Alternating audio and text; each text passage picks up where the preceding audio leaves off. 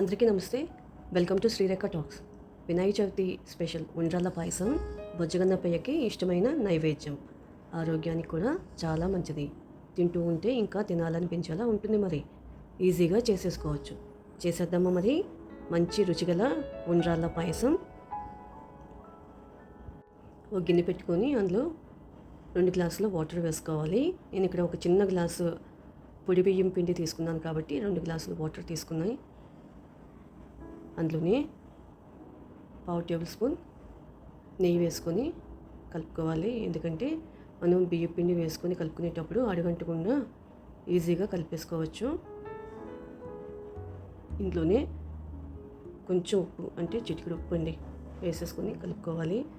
ఉండ్రాలు కొంచెం తీయగా కావాలనుకుంటే కొంచెం బెల్లం కూడా వేసుకోవచ్చు. మీకు కావాలంటే వేసుకోండి.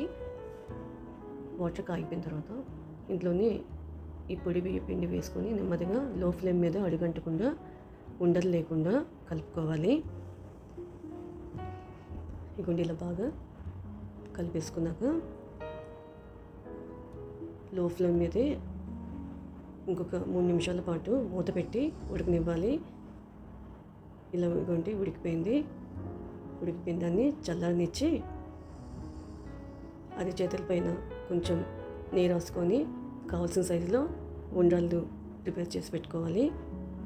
నెక్స్ట్ ఒక గిన్నెలో 1 టేబుల్ స్పూన్ నెయ్యి వేసి కాగిన తర్వాత కొంచెం జీడిపప్పు, కొంచెం బాదం పప్పు, కిస్మిస్, మీకు కావాలంటే పిస్తా కూడా వేసుకోవచ్చు. ఇవి 2 టేబుల్ స్పూన్ వేసుకున్నానండి నేను.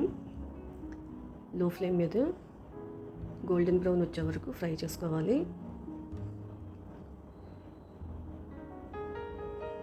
ఇదిగోండి, ఇలా ఫ్రై చేసుకుని ఒక గిన్నెలో తీసి పెట్టుకుందాం. ఇంకా సేమ్ గిన్నెలోని నేను ఏ గ్లాస్తో అయితే పిండి తీసుకున్నానో దానికి 3/4 గ్లాసే బెల్లం తీసుకున్నాను. అందులో కొన్ని వాటర్ వేసుకొని బెల్లం కరిగే వరకు కలుపుకోవాలి. పాకం అవసరం లేదండి దీనికి. ఇలా బెల్లం కరగబెట్టుకుంటే సరిపోతుంది. ఇదిగోండి, ఇలా మంచిగా కలిపేసుకొని పక్కన పెట్టుకుందాం.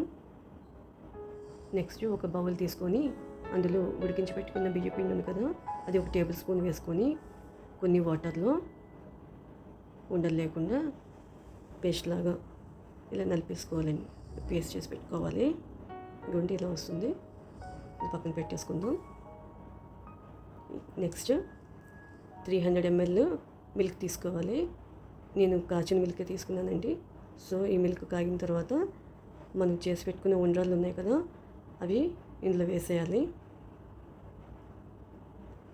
అన్నీ ఇలా వేసేసిన తర్వాత ఒక 2 నిమిషాల పాటు లో ఫ్లేమ్ మీదే ఉడకనిద్దాం. నెక్స్ట్ దీనిపైన మూత పెట్టి ఒక 3 మినిట్స్ ఉడకనిద్దామండి. మూత ఫుల్గా పెట్టకండి, కొంచెం గ్యాప్ ఇవ్వండి, ఎందుకంటే పాలు పొంగే అవకాశం ఉంటుంది.